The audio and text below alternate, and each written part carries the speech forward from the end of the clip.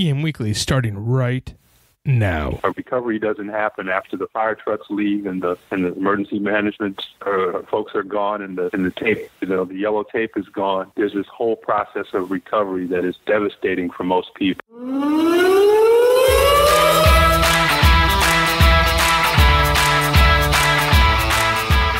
Welcome to EM Weekly, and we have an exciting show for you guys here today. We're going to start with breaking news. Hurricane update. A flash flood warning is in effect in Charleston, South Carolina this afternoon as Irma, which was this morning, Monday, the September 11th, was downgraded to a tropical storm, which batters the south and with torrential rain and dangerous storm surges. One of the issues that we're really concerned about right now is will the high tide and a storm surge come together, which will devastate parts of Florida, including Miami. So far, the storm has killed 37 people in the Caribbean and at least 6 people in Florida.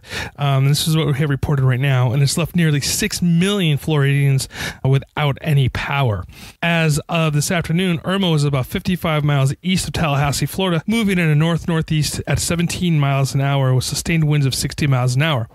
A tornado watch across parts of Georgia and South Carolina coast, including Savannah and Charleston, has been extended into Tuesday. Irma could also bring up to 50 to 60 mile an hour and flooding coast in Atlanta tonight, which is Monday with the time of this recording. So Monday morning, the water raced through the streets of Jacksonville, Florida, where a second storm surge was reported to exceed the previous record set by Hurricane Dora in 1964. So this is definitely a record-setting storm. The interesting part about this storm as well is that it's heading into Georgia, and this is the first time, according to some news reports, that Georgia has had a hurricane and or tropical depression hitting up in there. And I know parts of Alabama are also on the watch as well. In the Florida Keys, which remains cut off from the mainland, there's high anxiety and there's little fuel, very little electricity, if any, and there's no running water, or a little running water for that matter. Irma made landfall in the Florida Keys on Sunday morning as a Category 4 hurricane, bringing 130 miles an hour winds and storm surges of 10 feet,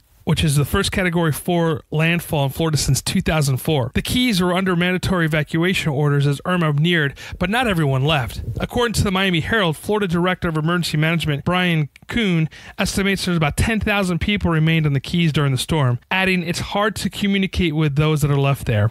Roman Gasky, the administrator for Monroe County, which includes the Keys, said, unfortunately, you start to hear stories of folks that stay in the houses that shouldn't have. And so we hear folks that are stayed on boats.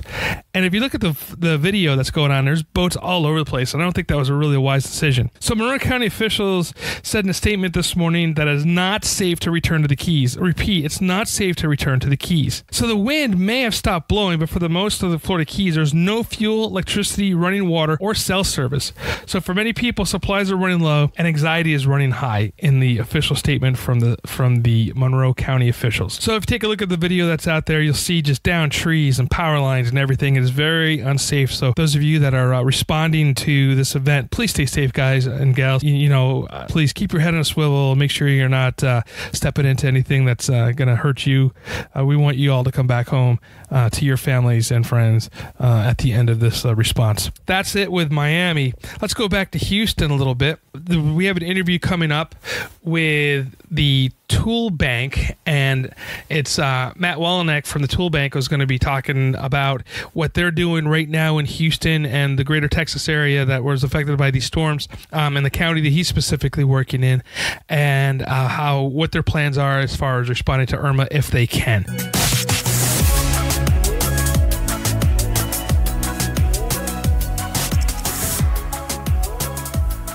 I got Matt here with me from the Tool Bank, which is a really kind of a cool organization. And later on, most likely in our October time here, we're going to get Matt back on with a conversation about exactly what Tool Bank is and what they're all about. But he is on the ground in Texas, and I just wanted to touch base with him and kind of get a feel for what's going on with the people and the recovery efforts that are going on in Texas. And I'm sure we'll talk a little bit about Irma. So Matt, go ahead and introduce yourself and tell me what you guys are doing.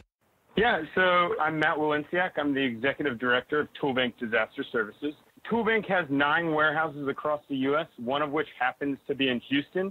So our Houston Community Tool Bank, thankfully, was untouched by the storm, and just days after the storm had passed and the water started to recede, We started to lend tools to the organizations that were coming in to assist with the cleanup efforts, both local and national outpouring of volunteers and organizations that came in to help. Our goal is really to equip these groups with the tools that they need so that they can respond in a more timely fashion and also have the proper PPE for all their volunteers so that they can stay safe. In addition to our warehouse in Houston, we do have a 53-foot tractor trailer, which we call our mobile unit. It's pretty much just a warehouse on wheels, specifically designed for disaster response and recovery. So all the tools can be used for muck and gut and demolition and debris removal, as well as personal protection equipment as well. So the trailer is down in Aransas, Pass, Texas, at the Civic Center, which is about 215 miles south of Houston, Texas. So our goal is to equip all of the organizations between Aransas Pass and Houston with tools for their volunteers. That is really cool stuff right there. I mean, you think about being destroyed with a hurricane coming in, or with like large-scale earthquake or tornado or whatever, and you guys are able to come in and equip people with those tools in a timely manner, and I think that's a really great concept. So what's it feel like in Texas right now? What's Houston looking like? I mean, how are the people? How's the recovery? How's that going? And then are you guys going to be maybe going to Irma or not? Yeah, so the recovery and response efforts in Texas are definitely going strong. In Houston, they got a lot of immediate attention, which has been great, and volunteers are definitely coming in. And we've almost emptied out our entire warehouse of tools there for those groups that are responding in the greater Houston area. That's awesome. Which, on one hand, it is. It's really awesome. We're excited to kind of have that impact. Between the warehouse and the trailer, I think it's been roughly $250,000 worth of tools that we've lent out free of charge to these groups. So it's definitely going really well. Down in Aransas Pass, same thing. I mean, we have a lot of national partners, but a lot of local groups are coming out. Churches, schools, fire departments, neighboring fire departments have all come out to help. So it's been a great response so far. Unfortunately, Irma is kind of making its own impact, and we're really trying to figure out how we can continue to assist here, but then also go and assist in Florida and those communities being impacted by Irma. So we do have another warehouse in Atlanta, Georgia, which we're hoping is also going to go unaffected by the disaster, but we only have the one trailer. So our goal is to raise some funds so that we can get a second trailer, outfit it, and fill it up with as many tools as we can, and then bring it into some of the most impacted communities in Florida so that we can assist those volunteers as well. If somebody was inclined to donate to you guys, how could they get a hold of you? So our website is toolbank.org, TOOLBANK.org. It has our contact information for Toolbank Disaster Services, as well as all of our affiliate contact information. So our affiliates and TDS all take used and new tools that people are looking to donate, as well as cash donations. And then if they want to reach me directly, it's just Matt, M-A-T-T, @toolbank.org. Great. And I'll make sure that I put that information down in a clickable link in the show notes. So, everybody can, if you don't have a pencil with you, you can go ahead and do that. What's it look like as far as the time that you guys are going to be on the ground there in Texas? I mean, I know that we're talking a lot of devastation and possibly months into years of recovery. What's it look like for you guys for that? It's a unique storm, as with every hurricane. In Aransas Pass, it was really, it looks almost like several tornadoes came through the area. So it's a lot of wind damage compared to in Houston, it's mostly water damage. Mm-hmm. The trailer is mostly equipped with just tools for the initial response phase. So we'll be here at least through the end of the year, probably into early 2018, and then they'll slowly transition into recovery, where our Houston Tool Bank both has tools for response and recovery. So, I mean, we're looking for years to come that we're hoping to play an integral part of the response and recovery phase in Texas. What's the damage look like from the ground? I mean, I know what we see here on the news, and I've talked to a few people that were impacted by that, but what's it like when you're walking through the areas? I mean, what's the mood of the people? What are the buildings are like? What's going on there on the ground? Yeah, so the county I'm in, just about every single building that we've seen had some sort of damage to it. There were several trees on every piece of property down here that were either uprooted or cracked and fell over. A lot of them impacting the homes that were on those properties or the buildings that were on those properties. So it's definitely going to be a lot of chainsaw work for these volunteers and quite some time to get rid of some of that debris. But surprisingly, I mean, all of the homeowners here are in good spirits. They're really pulling together as a community. Neighboring counties and towns and communities are all coming in and helping out as much as they can. So it's definitely a close-knit group of people, and they really invited us in as family. Been having daily conversations with the police chief here, and they look at us as if we've been here the entire time. So it's been a great experience for us. How's the water and electricity situation down there? Only part of the community has water. We got water and electricity a few days ago, but we still have several homeowners that are coming up and asking us if we know when water will be turned on or electricity will be turned on. So I know that several people are still without. There's some organizations down here that are bringing in potable water and several pallets of bottled water that are at different distribution centers for all the homeowners, but still, as far as taking showers and stuff like that, for some people, that's still a challenge. Right. Hygiene's always an issue after something like this. And speaking of that, how is it with the food and refrigeration, that type of thing? Has there been issues with that down there, or has everybody been able to kind of mitigate that problem, or how's that look? They're bringing in ice from somewhere. we don't know where it's coming, but it comes in every day by the truckload. So as far as refrigeration, if people don't have power, there's definitely lots of coolers and lots of ice down here. Coolers are actually one of the items that we do lend. So we don't just lend tools. We do have tents and chairs and tables and coolers and stuff like that that we lend out to the organizations in the communities. There's a couple of groups down here, Mercy Chefs for one, that have been cooking us meals 2-3 times a day. So that's been great, getting a home-cooked meal every day. You don't always see that on deployments. And then again, just the community in general. Every other street, there's somebody that has a barbecue going and they're cooking burgers or hot dogs and just handing out to volunteers and to their neighbors. So we're being well fed. Right. That's Texas, so you have to have barbecue, right? That's kind of the rule, isn't it? Yeah, exactly. It kind of goes hand in hand. Oh, that's awesome. All right, Matt. Well, I know you're really busy. I don't want to take too much more of your time. And everybody who would like to hear more about the Tool Bank, we will be doing a full featured episode with them. But Matt has to get back to work and doing the good stuff down there. So, Matt, stay safe. If you have any needs or anything, feel free to reach out to us. And for those of you that are looking to donate to organizations, Tool Bank is one of the good ones to do. Again, the link to his website and to Matt's contact information will be down in the show notes. So go ahead and take a look. Matt, thank you so much for your time. Thank you. And again, stay safe and have a great day.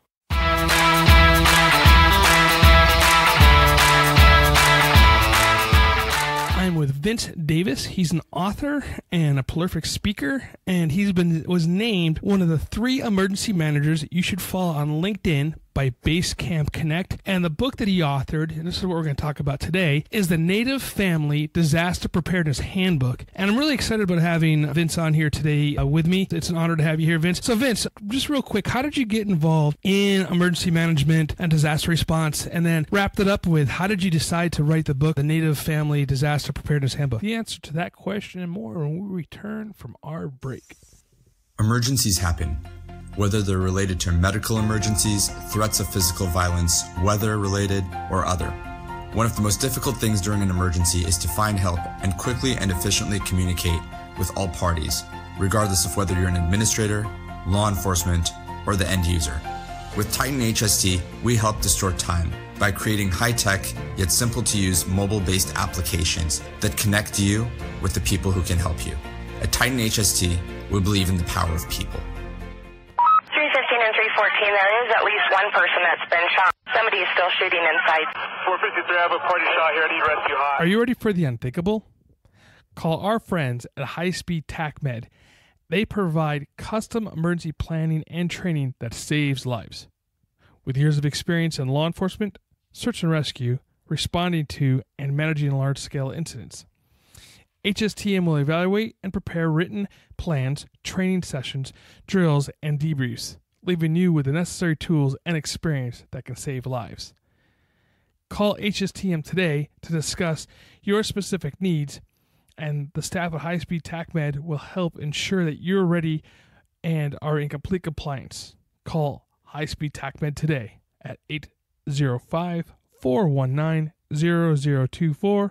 Again, that's 805-419-0024.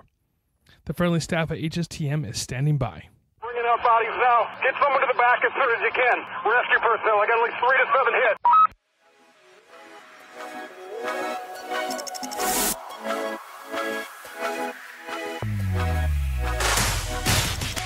Today, I'm with Vincent Davis. He's an author and a prolific speaker, and was named one of the 3 emergency managers that you should follow on LinkedIn by Basecamp Connect. And the book that he authored, and this is what we're going to talk about today, is the Native Family Disaster Preparedness Handbook. And I'm really excited about having Vince on here today with me. It's an honor to have you here, Vince. So Vince, just real quick, how did you get involved in emergency management and disaster response? And then wrapped it up with, how did you decide to write the book, the Native Family Disaster Preparedness Handbook? Todd, thank you for having me this morning. I'm glad to be here with you. My real start in management came after spending a majority of my career in telecommunications. And after 9/11, after the 9/11 terror attacks, the company I was working for went out of business because we were supplying services to one of the airlines. And so I had to reinvent my career, basically. And during that time, I'd spent much of my career in the Illinois Army National Guard as a public information officer. So I took that experience, and I wound up getting a position at FEMA as an external affairs officer, where I served community relations and external affairs on 11 federal disasters. And then from there, went to a series of careers in the field of emergency management, including emergency preparedness manager for the Chicago Area Red Cross, part of the regional catastrophic planning team for FEMA, and then into the private sector, where I was an emergency manager for Walgreens and for Sony Corporation. So I got involved with the Native community through a contact that I made at a preparedness fair at Sony, a gentleman by the name of Sean Scott, who wrote a book called The Red Guide to Disaster Recovery. Sean had also written a Native American version and Spanish version of his book, and through those contacts, he had been requested by Native Public Media to help them put together some guidance and training materials for Native broadcasters, specifically around disaster. Well, Sean, that not being his forte, him being a restoration expert, actually recommended me to Native Media to write that content. So I wound up working with Native Public Media to write a emergency communication guidebook for the 58 radio and television stations that operate in Indian country. So as a result of that, and some discussions that I had with some of the stakeholders in doing that work, we started to kick around some ideas about how best to communicate with Native families in disasters. One of the things that you may not be aware of, Todd, is that less than 10% of people living on tribal lands have access to the Internet. So when you tell people to go to the Internet and find all this great information that's out there about disasters and disaster preparedness, that's really not a possibility for 90% of the folks living in Indian country. Wow. That's not only just the whole for them to do their own research, but we rely upon the internet and cell phones and stuff like that as emergency managers a lot for communications during a disaster. So that has to be a challenge in its own right. Certainly. So one of the big challenges that we had going into creating the book was how do we reach the population in a way that's going to be meaningful and effective to them? We wanted to keep the language fairly straightforward. We didn't want to try to create a emergency management manual. This is really a guide for families on how they should prepare. And that's one of the things that, as emergency managers in general, again, less than 1% of the population is really prepared for any catastrophic emergency. And we're talking in the suburban and urban areas, such as Orange County, California, LA, California, that type of stuff. How do you go about telling Native Americans that this is something that they should invest their time and money into when, in some cases, poverty is such an issue on the reservations? Sure, that's a great question, Todd. And working with the stakeholders within the Native community, two things I found very interesting. The Native community has a very connected network of people in public health, Native health, human services, and in the reservation communities. There are 567 sovereign Indian tribes, federally recognized tribes in the United States. And while they're not all individually connected to one another necessarily, they are connected through those larger networks. So one of the applications that we applied when we started to create the handbook was the fact that as emergency managers, we often sort of get full of our own press, if you will, and we start dictating to people rather than reaching them where they are. So our goal with the Emergency Disaster Handbook for Native Americans was to get the book into the hands of the people who are actually going to use it. And so we came up with a marketing plan, if you will, to do that through existing Native organizations, including the National Tribal Emergency Management Council, which oversees and works with more than 270 of the tribes in the United States. Do you see a greater sense of community on the tribal lands than, say, in suburbia? That's a great question. One of the things that I've been involved in for a number of years is, of course, CERT. And I've written a number of articles about, community emergency response teams and how in many cases they're ineffective in certain areas, such as large urban areas. Mm-hmm. For example, here in Chicago, where I live, there are about 3.2 million people in the city, and they have a CERT program, but there's only less than 300 people involved in CERT. Wow. And the reason for that is that the communities in urban areas, in heavily populated urban areas, are not as connected as they are in suburban and rural communities. That is, the people don't know their neighbors.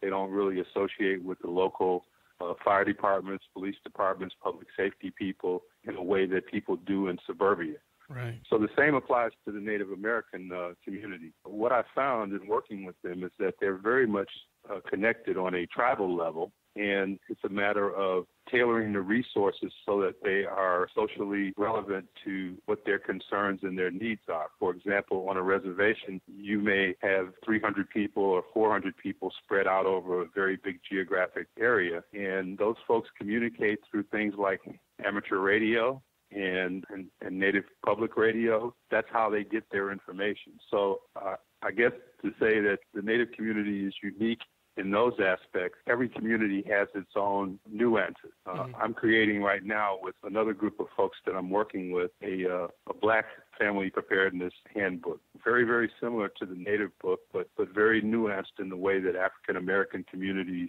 get information, communicate with one another. Again, as you attested to earlier, less than 24%, according to some recent studies, of African American families have done anything to prepare for a disaster. Why is that? I mean, is there any empirical data that backs up why specifically there's less involvement with the African? And I say this in the sense that globally thinking, right? I mean, where I'm at in Orange County, California, obviously we have a heavy Hispanic community, and then so that's one thing with our outreach with Spanish-speaking classes. But on the other hand, even the suburban and urban people living in Orange County and LA County, I think sometimes they're not prepared because they're used to having services when they pick up the phone during a regular day and call 911, and they're able to get within 4 to 5 minutes resources. And I think maybe they feel that's going to be the same thing when a catastrophic emergency occurs. But if you take a look at like Katrina, obviously that was an example where it was a week before we got real services out there.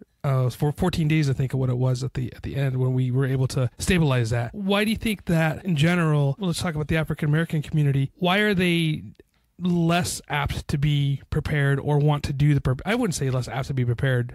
I think it's more it's the mindset. Why do you think they're less interested in becoming prepared? Well, again, that's a great question. And one of the things that I've said in various publications that I've written over the past several years, and one of the things that I've learned through all of my travels in emergency management is people don't respond very well to mixed messages. And over the 15 or 16 years since 9/11, we as emergency managers have sent mixed messages to the public. True. On the one hand, we said, get a kit, make a plan, and be prepared. While on the other hand, we're saying, sort of in a tacit way, well, but if you don't, we'll be there to save you.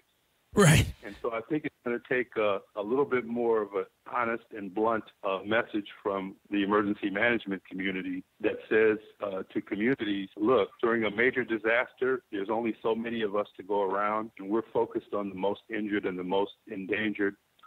You're on your own, and you really need to understand that you're on your own. And I think as emergency managers, we've been conditioned to be reluctant to give that negative message out because we don't want to frighten people. We don't want to upset people. So what happens is people say, well, yeah, I know I need to kind of do that, but I'll get to it one of these days. Right. And they never get to it. And then when there's a disaster, as you say, they think they can automatically pick up the phone and call 911 and people are going to just rush in and help them. I taught a lot of CERT classes in my day, and one day we're out doing outreach at one of the fairs, and I had somebody come over to me and ask about the CERT program, and I explained to him what it was, and then the guy goes to me and said, well, isn't that what I pay my taxes for you guys to respond to disasters? And it was, right.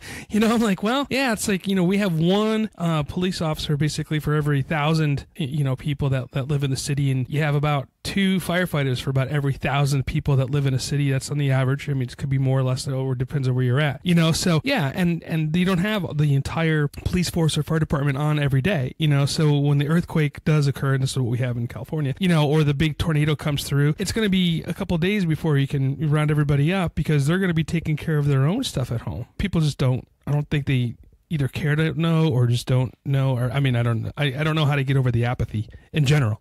So one of the things that I've suggested, Todd, and I'm glad you brought that up, because that's so true for us as emergency managers. It's a frustration point that we've all had. I had one emergency manager tell me some years ago, he says, well, Vince, you can lead the horse to water, but you can't make them drink. And I suggested to him that not only do you not have to, or can you not lead the horse to water, you have to bring the water to the horse. Right. And you're darn near going to have to pour it down their throat. And what I meant by that is when you're doing preparedness, we can't have this passive message. It's got to be focused on what people are doing every day. So where should the message of preparedness be? Well, it should be everywhere that people are. It should be in churches and places of worship. It should be at health clinics where people go get their doctor's appointments. It should be in schools, where children bring materials home every day for their parents to read. One of my mentors and good friend, General Russell Honore, who was the hero of the Hurricane Katrina rescue, once said that what happens to people in a disaster is directly related to what they were doing before the disaster. Yeah. And so what we have to do is change the paradigm of how we approach preparedness in a way that says they're not going to do it on their own because it's an extra thing that people have to do. And to be quite frank about it, all of us are busy, surviving, working, trying to take care of our family. So one extra thing on our plate is not going to get the attention that it needs. So what we need to do is, in turn, make sure that people are inundated with preparedness information and messages all the time, wherever they are. When you get on a public bus, there should be preparedness PSAs posted. When you go to the doctor's office, when they hand you your prescription, they should hand you a little pamphlet asking you if you're prepared. So I think if we don't start to take preparedness more seriously as a society, we're headed for a catastrophe of the magnitude that is going to really cost a lot of lives. Hurricane Katrina should have been a wake-up call. Unfortunately, the folks in New Orleans and in the Gulf region are, by some studies, less prepared now than they were even prior to Katrina. Right, I read that. Yeah, that's amazing. Back on that note of the preparedness for the community, do you know who Dr. Lucy Jones is? Yeah, I've heard of her. She was doing this thing here in L.A. regarding earthquake preparedness, and her and I were on a panel together, and she brought up the fact that if we had a major earthquake here, which, in all intents and purposes should happen any day now, right? Because, just years overdue. When that occurs, we're going to be cut off with water and transportation, and she's talking 6 months at a minimum without any water here in Southern California. And I'm not talking just drinking water. I'm talking about like all water, bathing water, everything. 6 months. So, people just, and they don't hear the message, I don't think, and I know right now I'm preaching to the choir, but this is the stuff that I try to get through to people when we talk about preparedness. And as an emergency manager, and this is who we're talking to in this podcast, it's a frustration for all of us. And I guess one of the things I'd like to hear, and I think it's exciting what you've done with that preparedness handbook that you got, is your successes that you had reaching out to those tribal populations with their preparedness and their success stories. Thank you, Todd. And, getting back to that, one of the things that we've done is that we've partnered with not only, again, National Tribal Emergency Management Council, but we've been featured since the book came out in a number of forums, including the Tribal Leaders Conference in Las Vegas about a month ago, where we were able to get in front of tribal leadership and talk to them about the urgent need for preparedness and why having the handbook is important to get into the hands of families. We've had a number of successes in terms of that. We've also partnered with some private sector companies. I can't name any of them now because there's contractual things going on that are still pending, but some major national companies that do business in Indian country, and they're interested in sponsoring the handbooks as a donation to these tribal communities so that people who can't afford them will get them free. That's great. So we've had a lot of success in that area. We're working with any and everybody who will talk to us. Certainly we've been before the FEMA tribal liaisons in all of the FEMA regions. They're aware of the book. We're working on, again, some grant funding to help push this out to the Native population and a number of other avenues. So we've had some initial success, but of course, much more work needs to be done and raise awareness. And that's why I was so excited to get on your program and talk to your audience about the book and about the availability of the book for tribal communities. Being out here in the Southwest, we have a lot of tribal communities, more than you would think. So much so, just down the street from us, where we have the Pachanka tribe and the Morongo tribe, and some of the big ones that we hear out here. They're casino tribes, and that's why we talk about them. But there's also some of the smaller ones that are around too that do have the same issues. Hey, so we're gonna take a break here in a minute, but just to chew on this for a second, I have a question. We did talk about before when I was talking to you last week regarding the tribal communities and casinos, and you had an interesting stat on that. So hold on to that for a second. Take a break, and when we come back, we'll discuss the tribal casinos. Hi, this is Todd DeVoe from EM Weekly. If your company is in the emergency management and response space, EM Weekly is a place for you to advertise. Each week, we bring in experts in emergency management, response, and leadership from around the world, and they're here to share their best practices. Our listeners are eager to learn about new products and ideas, so this is the space for you. For more information, please contact Brian at brian@emweekly.com.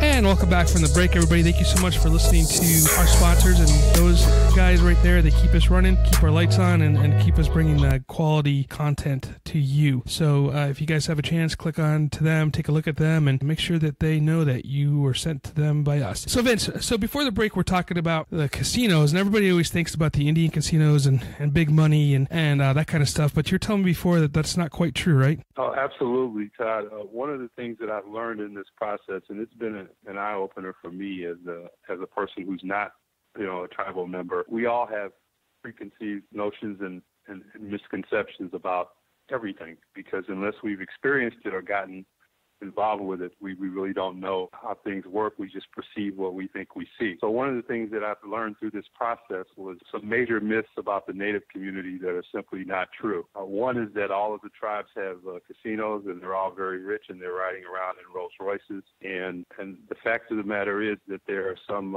500 or so casinos in operation in Native communities. Only about 72 of those 500 casinos actually turn a profit. And by regulation, by federal regulation, profits that are turned from those casinos that are profitable are not distributed necessarily to the population. That is, everybody in the tribe doesn't get a check from the casino for the profit. Before that happens, there's a number of rules, federal rules around how the tribal money must be dispersed. They must, for example, put a certain amount of money into local projects, supporting local tribal government, supporting emergency management, supporting other public health and other entities within the tribe. So the reality is that if there's anything left, the average tribal member that does get profits from a casino may get something like $2,000 or $3,000 a year. That's pretty much it. So the fact that, or the myth that all tribes that have casinos are wealthy is just that. It's a myth. One of the other interesting things I found out, for example, was the notion that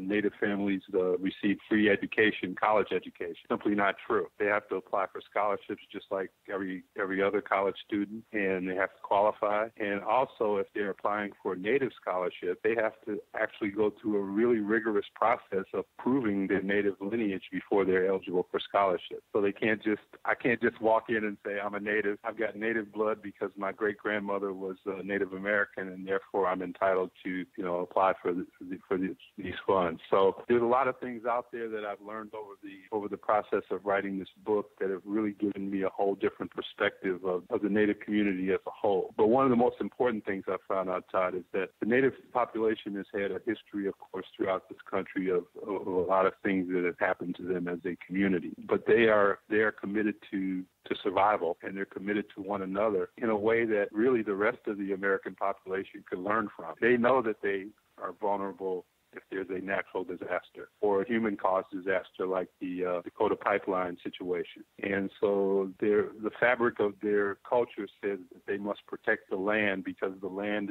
belongs to everybody. It doesn't just belong to the tribe or to their community, and that the natural resources like water and soil need to be protected in a way that is going to allow them to survive as a community. So they have a very different survival mechanism and instinct that I think the rest of us as Americans can really learn from.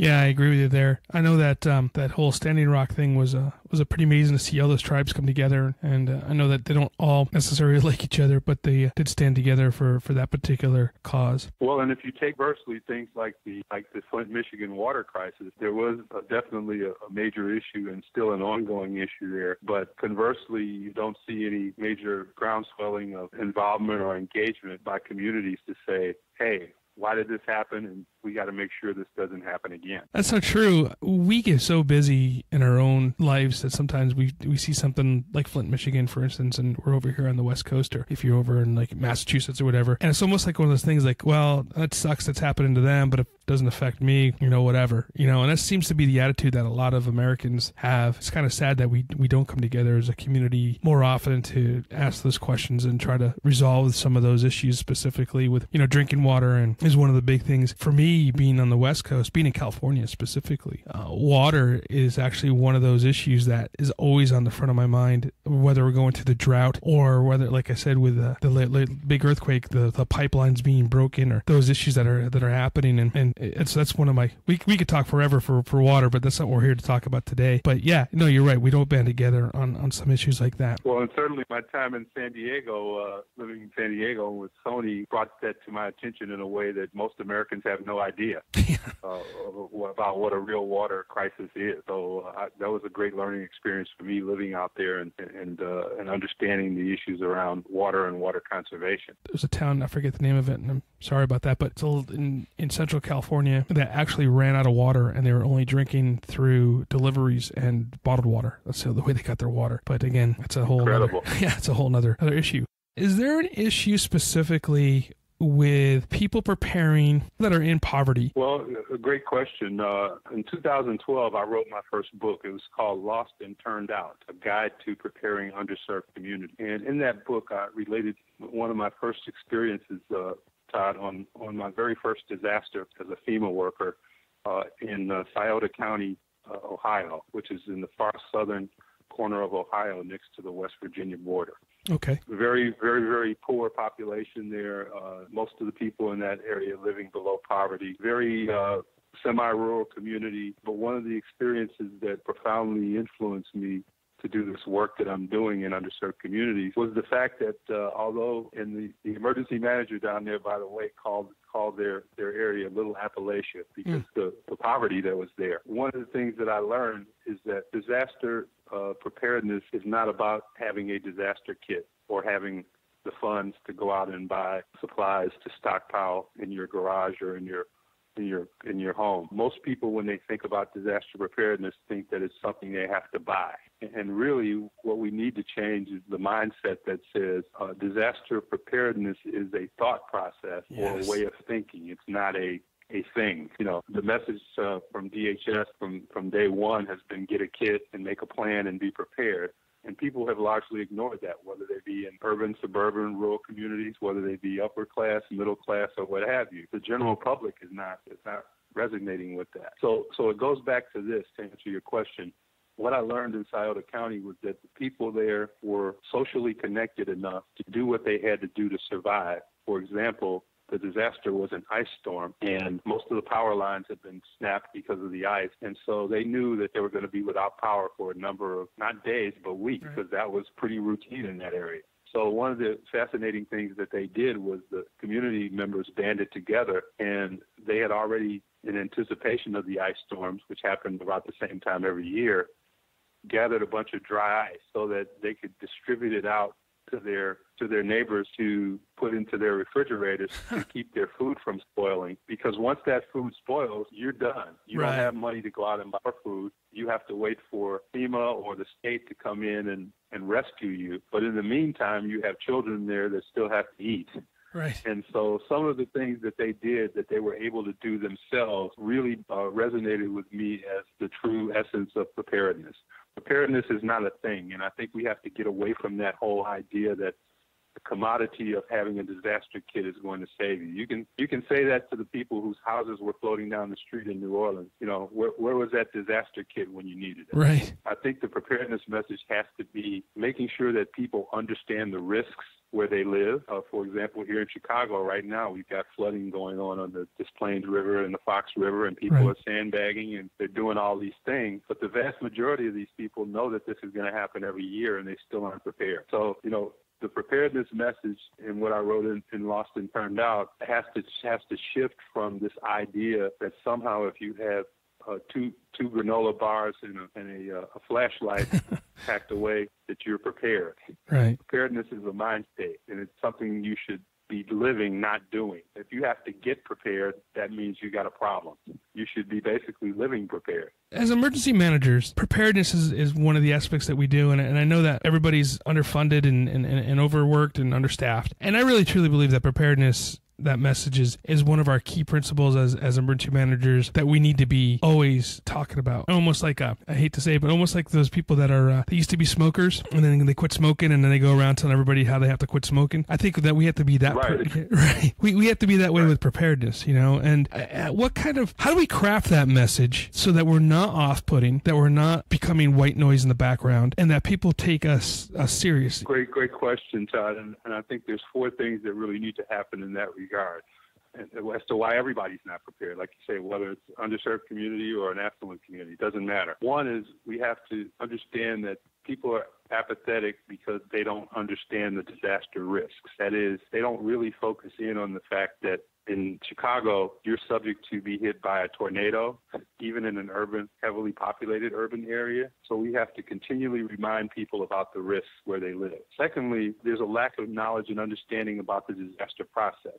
Everybody thinks that FEMA is this great agency that's got all these assets and it's going to come in and save us. When the reality that us emergency managers know is that FEMA doesn't own any assets, and they are there for guidance and direction, and they're there to provide financial support to support state and local governments in a major disaster. So I think there's a process that I've gone through, certainly over these years, to try to demystify the disaster system as it relates to the public. People have no idea what FEMA really does and what their real role is. Right. They have no idea what the state's real role is or the county's real role is in disaster. So I think we need to do that process of demystification. And then thirdly, we need to make people understand that depending, as you said earlier in our conversation, depending on the government to come in and save you, the public safety people, is not realistic. That less than, like you say, 1% of the population is made up of first responders who are going to be doing the best they can to help people as they can. But in a major incident, that's not going to be instantaneous. And then last, I think as emergency managers, we've been put on a focus on recovery versus prevention. Right. We spent all of our assets and resources doing planning, training, and exercises to respond and to recover. But some of that energy and effort has to be rechanneled toward the biggest issue, which is what do you do about all these people who could have done something to prepare themselves but didn't. Right. So I think if we focus on those 4 themes, I was part of a think tank of people that reviewed the first drafts of the National Response Framework back in 2002. I'm in Arlington, Virginia. And as we were going through that doctrine, initially, surprisingly enough, there was very little in there about preparedness. in the initial national response plan. We as emergency managers thought that we should beef that up, so we sort of did some arm twisting and said, hey, we need to take this as part of the major doctrine of the 4 pillars of emergency management. Well, sometimes it's good to admit when you made a mistake, and I think the mistake that was made back in that period of time was thinking that emergency management, that be it FEMA and federal and state emergency management, should be responsible for preparedness, period. And why I say that is because the obvious truth to me is that we're not funded to do that. It's not part of our core mission. And we struggle with it over these years, and it's contributed to this gap in the public not being prepared. And I'll give you an example. Public health, for example, which is probably where emergency preparedness should have been housed at a state and federal level and at a local level. They're more equipped to do that than FEMA is, because FEMA does not have a mechanism to set up and to study outcomes. Public health, for example, knows that if Johnny is not reading at a grade level by the time he's in 3rd grade, that he stands a 78% chance of going to prison. Wow. Why do they know that? Because they study outcomes. Right. There is no mechanism set up for FEMA or Homeland Security to study disaster outcomes, to understand what happens to people after the disaster, and therefore tailor programs to curtail that. That's not what FEMA does. Right. And that's not what Homeland Security does, and that's not what state emergency managers do. The response and recovery is our primary mission as emergency managers, and prevention and preparedness really is kind of an additional duty that frankly has not been very well funded and very well thought out in terms of finding out why. If you don't find out why people aren't doing something, you're never going to be able to correct their behavior. That's so true. You know, it's funny you say that, because the University of Delaware has their emergency management program in their sociology department, and they do a great job. When I was going through school, undergrad and grad school, I did a lot of my research through the University of Delaware, and like Kathleen Teeney and that Dr. Teeney and that group did some really great empirical data research on disasters. And so you're right. We as emergency managers, we don't do research well, and that's something that we probably should be looking into. And again, that's you and I could have another long conversation on that. That just simply isn't what we do. It's a truth, right? It's a truth. It's not a criticism. You're right. That is right. All right, sir. Well, we're getting close to our mark here, and before we get too deep into this, I'd like to ask you a couple of quick and easy questions. One is, now that you have a few books that you wrote, and I would actually be okay with you recommending those, but what book would you recommend to somebody who is just starting out as an emergency manager? If day one they show up as the emergency manager or in that field, emergency preparedness coordinator at some agency, what would you give them to say, read this and it will get you started? Well, certainly. I would first give them a copy of the book Unthinkable by author Amanda Ripp.